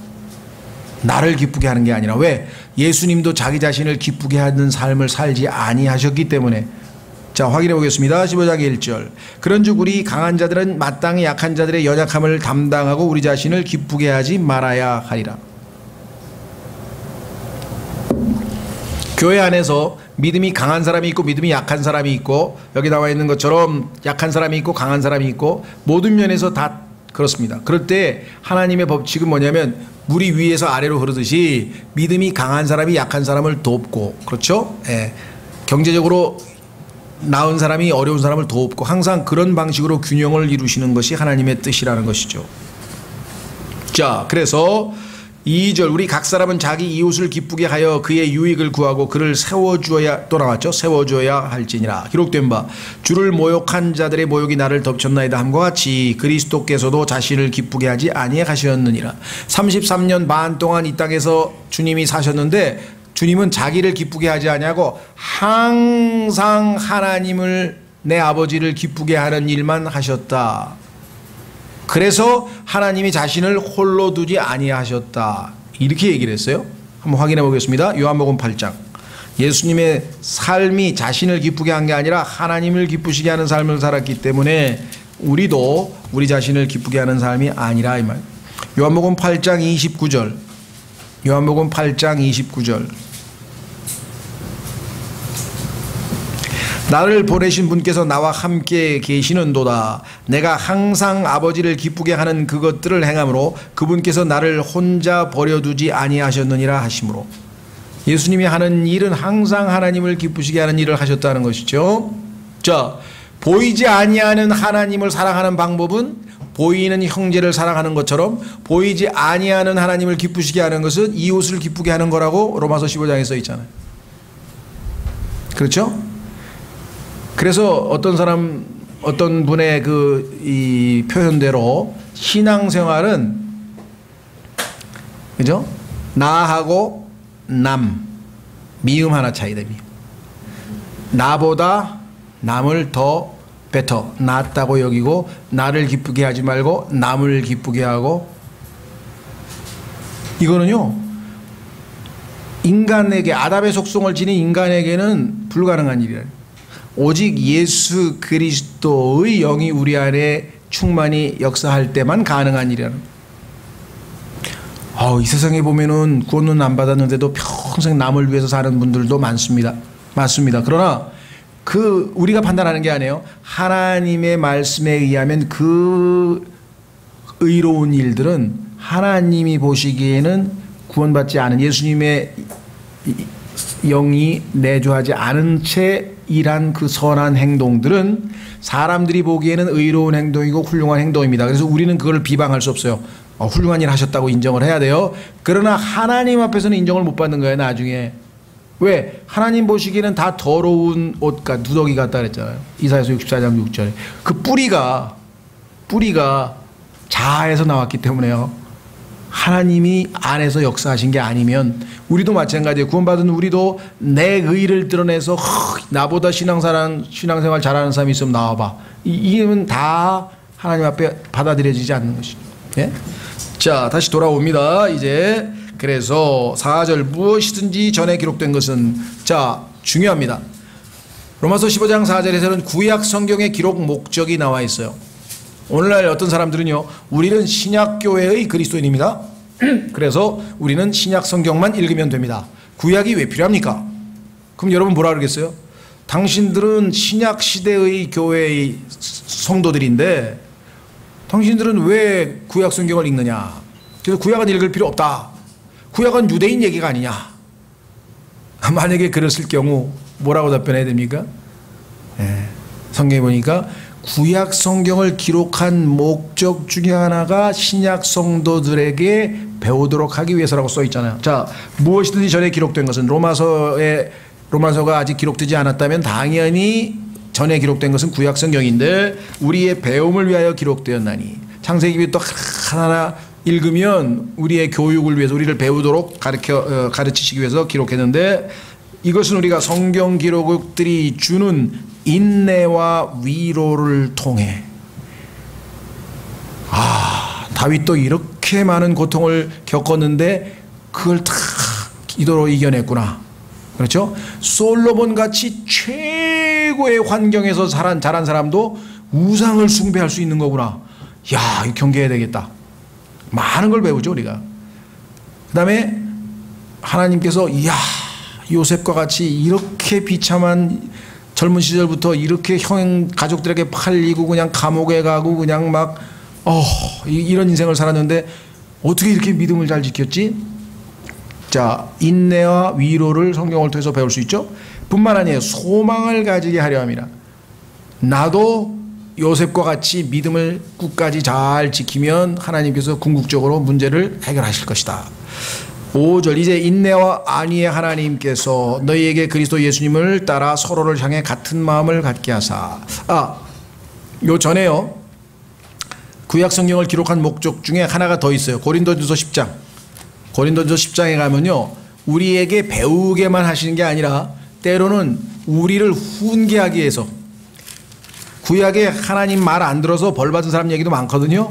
예, 그거 보고 훈계. 자, 확인해 보겠습니다. 고린도전서 10장.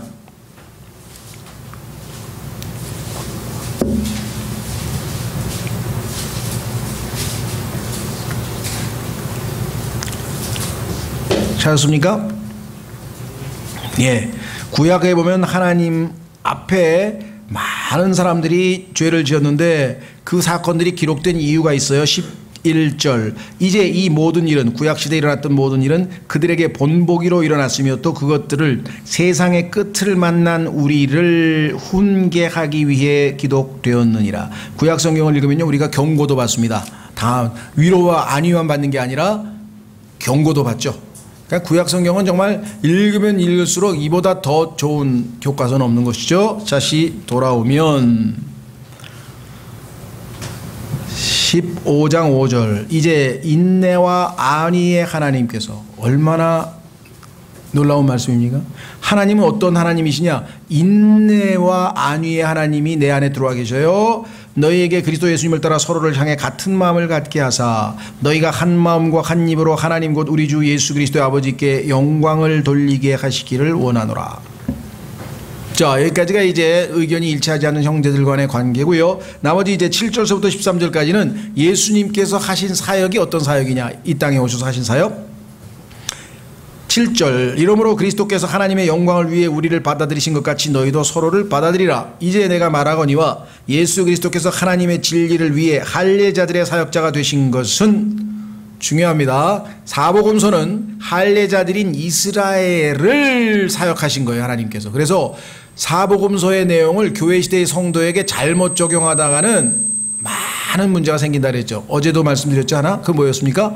끝까지 견디는 자는 구원을 받는다는 얘기는 이 땅에 남아있는 유대인, 환난을 당한 유대인에게 말씀하신 내용인데, 그거를 구원받은 그리스도인이 적용하면 구원의 확신이 흔들릴 수밖에 없다 그랬잖아요. 자, 그래서 여기도 말씀드립니다. 할례자들의 사역자가 되신 것은 조상들에게 하신 약속들을 확증하려 하시며. 자, 그러면 예수님은 오직 유대인들만 사역하신 거냐? 아니죠. 성경에 보니까 그 수로페니키아 여인 같은 경우는 주인도, 개들도 주인의 상에서 떨어진 찌꺼기를 먹지 않느냐, 그러면서 자기는 이방인이지만 그래도 주님의 은혜를 받아야 되겠다, 이렇게 해서 응답받는 경우가 있죠. 그러니까 간간히 이방인들도 그 축복의 대상이 된 것들을 주님이 사역에서 읽어볼 수가 있고요. 그 다음에 유대인들을 위해서 왕으로 천년왕국을 세우신 다음에 염소와 양으로 분리될 때 양으로 분류된 이방인들, 이방 민족들은 또다시 하나님께 영광을 돌리게 되는 역사가 있죠. 그러니까 이방인들의 경우에는 두 번에 걸쳐서. 자, 보십시오.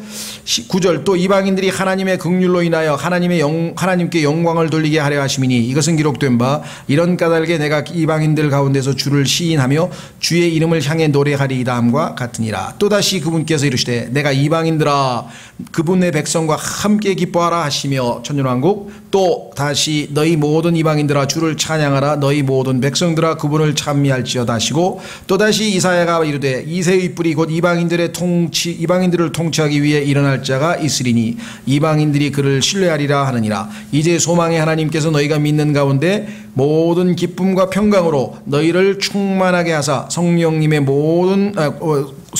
권능을 통해 너희에게 소망이 넘치게 하시기를 원하노라.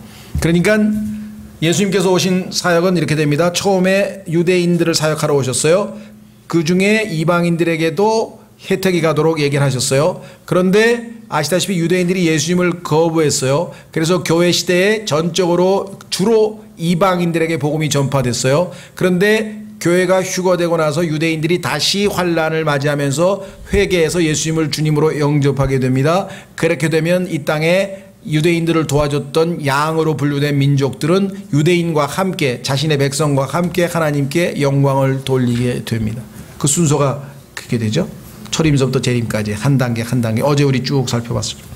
자, 이제 바울에 대한 얘기입니다. 14절. 내 형제들아, 나 스스로 또한 너희에 대하여 확신하거니와 너희 역시 선함이 가득하고 모든 지식이 충만하여 능히 서로를 훈계할 수 있느니라.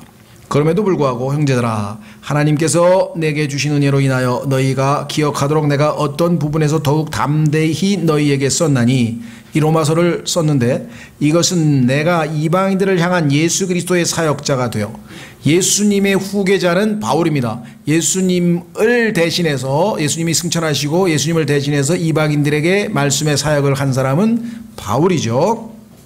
그래서 우리 신약시대 그리스도인들은 바울을 본으로, 바울이 우리의 패턴이라고 성경에 써 있잖아요.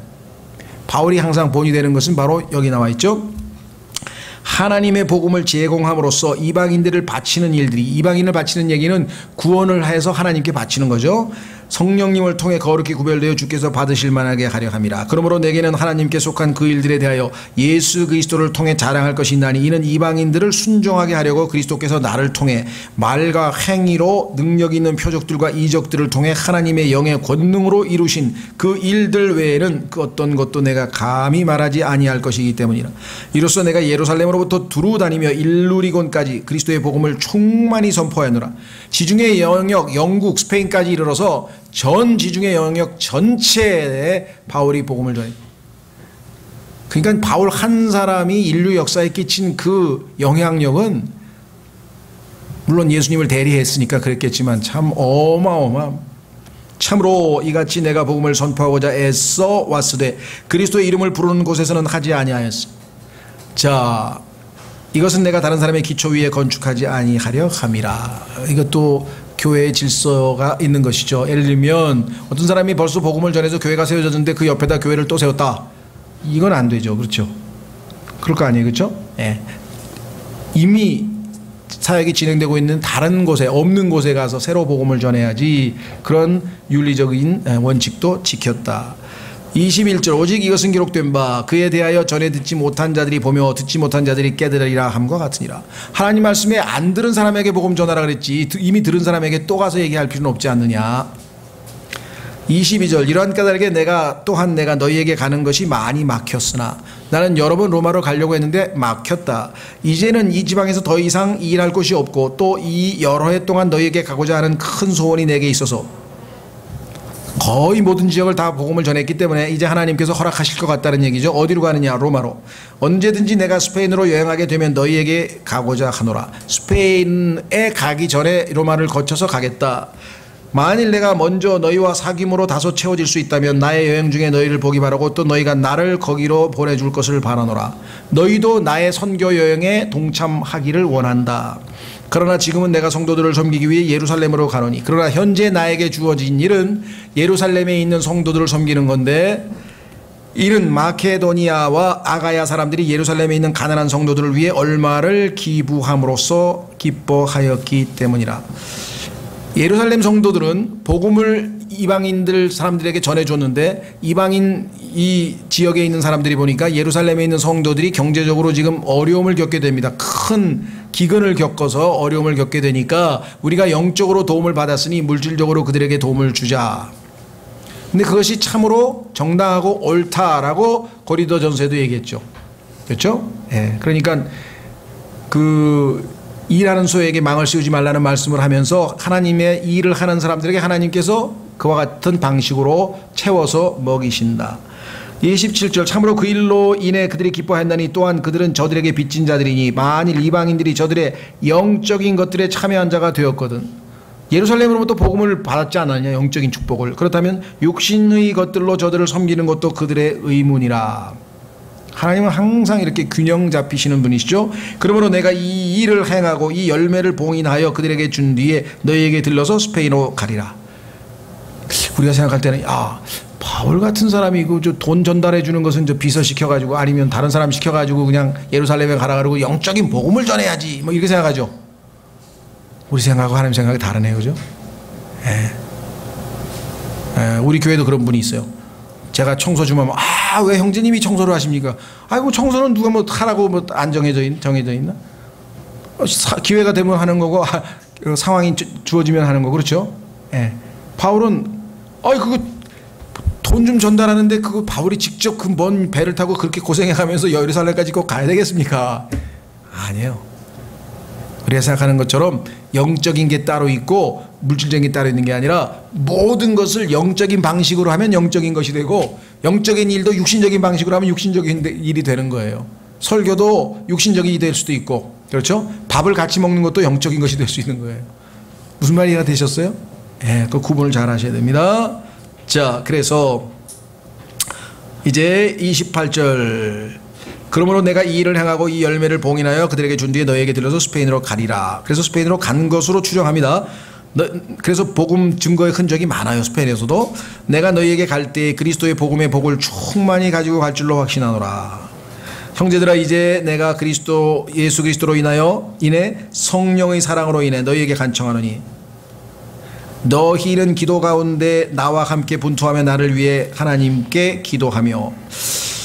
이 로마서 15장 30절은 우리 성령의 열매를 포함해서 우리 책자를, 많은 좋은 책자를, 창세기 주석 같은 걸 쓰신 제임스 낙스 형제님이 다른 지체들에게 맨 서신이라든가 메일 끝에 꼭 붙이는 말이에요. 이 구절을 통해서 나와 함께 기도하는데 동참해달라. 내가 유대에 있는 믿지 않은 자들로부터 구출을 받게 하며 또 예루살렘을 위하여 내가 섬기는 일을 성도들이 받아들이게 하고, 내가 섬기러 갔는데 그 섬김을 받아들이도록 하고, 혹시라도 나를 위해하려고 나를 해치려고 하는 자들이 있다면 하나님이 보호하게 해달라고 기도해달라. 내가 하나님의 뜻에 따라 기쁨으로 너희에게 가서 너희와 함께 새 힘을 얻게 하라. 이제 평강의 하나님께서 너희 모두와 함께 계시기를 원하노라. 아멘. 여기까지가 그리스도인의 실천 덕목입니다. 그런데 이거는 성령께서 나를 충만히 채우실 때만 가능하다 그랬죠. 자, 16장은요 여러분들이 읽어보시면 순전히 개인 안부를 물어보는데, 왜 이렇게 처음에는 저뿐만 아니라 많은 그리스도인들이 15장 33절에서 로마서는 끝나도 상관없다 그랬어요. 왜? 모든 중요한 얘기 여기 다 끝났잖아. 그 다음에 뭐 추천하노니 인사하라, 암사하라, 인사하라, 밤낮 인사하라는 얘기밖에 없네. 근데 그거 꼭 성경에 써야 될까? 왜 그럴까요?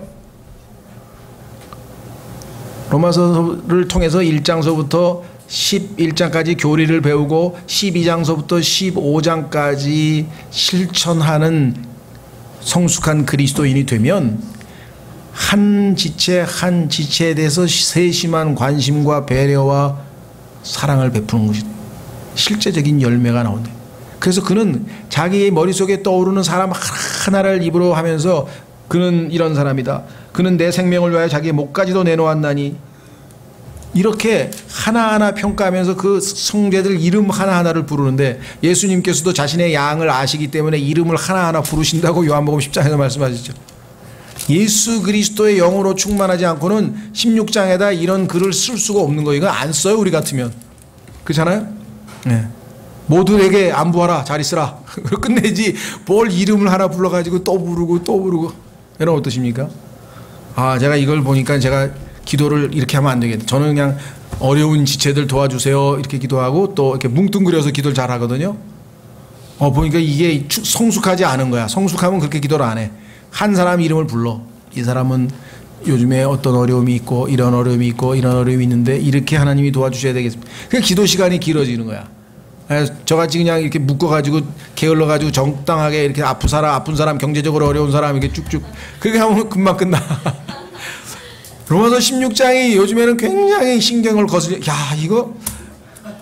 나는 이거 없어도 되고, 몇 번에 걸쳐서는 성경 공부도 집에 가서 읽어보세요 그러고 안 했어요 사실은. 오늘은 시간 때문에 못하는 거예요. 사실은 더 하고 싶은데 하나하나 읽어가면서 형제들에서 이렇게 관심이 많았구나. 바울이 정말 그리스도를 닮아 있다고 하는 것은 로마서 16장이 입증하는 겁니다. 이게 그렇죠? 그래서 정말 우리가 모든 걸 다 배웠지만 실제로 12장에서부터 16장까지의 삶은 하루아침에 이루어지는 게 아니에요. 그렇죠? 조금씩 변화돼 가는 거예요. 그래서 바울은 갈라디아서 4장 19절에서 그리스도께서 너희 안에, 그죠? 그리스도께서 너희 안에서 점점 예수님의 모습이 형성될 때까지 내가 또 해산의 수고를 해야 돼. 거듭나게 할 때까지 잉태해서 거듭나게 하는 탄생까지도 해산하는 수고를 했는데 다시 해산하는 수고를 한 번 더 해야 된다. 왜? 안에서 그리스도가 형성이 돼야 되나. 그렇죠? 네, 그래서 좀 오늘 아주 대단히 죄송하게 생각합니다. 이번 학기에 사실은 12장서부터 16장까지를 12장, 13장, 14장, 15, 16장에서 한 4번에 걸쳐서 좀 구체적으로 자세하게 하고 싶었지만 그리 못했는데 로마서 저희 다른 학기에 해놓은 것을 보면 아주 하나하나 강의해 놓은 것들이 있습니다. 그래서 한번 꼭 방학 중에 한번 참조해 보시면 좋겠습니다. 이렇게 해서 강의는 마쳤고요. 우리 이우진 형제님